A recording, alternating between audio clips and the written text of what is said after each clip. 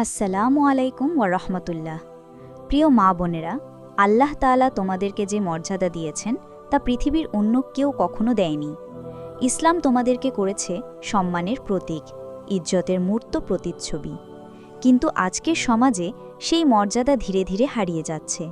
কেন? কারণ নারী আজ ভুলে গেছে তার আসল পরিচয়। ফ্যাশন, প্রদর্শনী আর ভোগবাদের নামে নারীর ইজ্জতকে বানানো হয়েছে বাজারের সামগ্রী। অথচ ইসলাম বলেছিল নারী হলো একটি কারখানা, যার থেকে সত্যিকার মুসলিম সমাজের জন্ম হয়। যদি সেই কারখানা নষ্ট হয়ে যায়, পুরো জাতিই ধ্বংস হয়ে যাবে। প্রিয় বোনেরা, তোমরা যখন লজ্জাশীলতার পর্দায় আচ্ছাদিত ছিলে, তখন তোমার সম্মান ছিল স্বর্ণের চেয়েও দামি। তোমার একটি দৃষ্টি হতো আখিরাতের মুক্ত হীরার মতো মূল্যবান, আর তোমার কণ্ঠস্বর ছিল আদবের প্রতীক। আজ কেন সেই লজ্জাশীলতা বিলীন হয়ে যাচ্ছে? আল্লাহর রাসূল সাল্লাল্লাহু আলাইহি ওয়াসাল্লাম বলেছেন, লজ্জা ঈমানের একটি অংশ। সহিহ মুসলিম। অতএব লজ্জাশীলতা হারিয়ে গেলে ঈমানও দুর্বল হয়ে যায়। আজ দুনিয়ায় নানা উপায়ে নারীকে বিভ্রান্ত করা হচ্ছে। বলা হচ্ছে, তোমার স্বাধীনতা মানে হচ্ছে পর্দা ছেড়ে রাস্তায় নামা, দেহ প্রদর্শন করা, মানুষের সামনে গিয়ে দাঁড়ানো।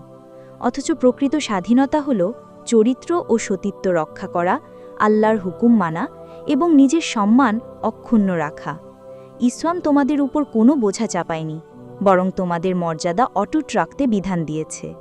তোমার আসল সৌন্দর্য হল হিজাবের আড়ালে, শালীন চলাফেরায় আর কোমল চরিত্রে।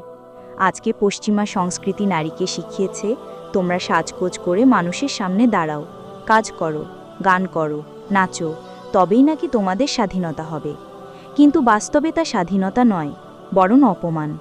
তারা তোমাদেরকে ব্যবহার করছে, তোমাদের ইজ্জতকে ভোগের সামগ্রী বানিয়ে ফেলেছে। কুরআন মজিদে আল্লাহ তাআলা বলেছেন, হে নবী, মুমিন নারীদের বলো যেন তারা তাদের দৃষ্টি সংযত রাখে, নিজেদের লজ্জাস্থানের হিফাজত করে আর নিজেদের সৌন্দর্য প্রকাশ না করে। শুধু যা স্বাভাবিকভাবে প্রকাশ পায় তাই হোক। সূরা নূর ৩১ নম্বর আয়াত। এটাই প্রকৃত মর্যাদা। ইসলাম তোমাকে দিয়েছে নিরাপত্তা, সম্মান আর জান্নাতের প্রতিশ্রুতি। প্রিয় মা বোনেরা, তোমাদেরকে জানতে হবে, তোমরা যদি চরিত্রবান হও তবে গোটা সমাজ শুদ্ধ থাকবে। একজন নারীর সতীত্ব মানে একটি জাতির ভবিষ্যৎ সুরক্ষিত। আর যদি নারী তার চরিত্র হারায়, তবে জাতির ভিত্তি ধ্বংস হয়ে যাবে। আজ দরকার আমরা আবার সেই লজ্জাশীলতা, হায়া, পর্দা আর ইজ্জতের জীবন ফিরে আনি। নিজেদেরকে বাজারের পণ্য না বানিয়ে আল্লাহর দেওয়া সম্মানকে আঁকড়ে ধরি।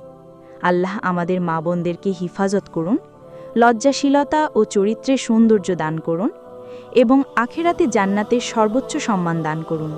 আমিন।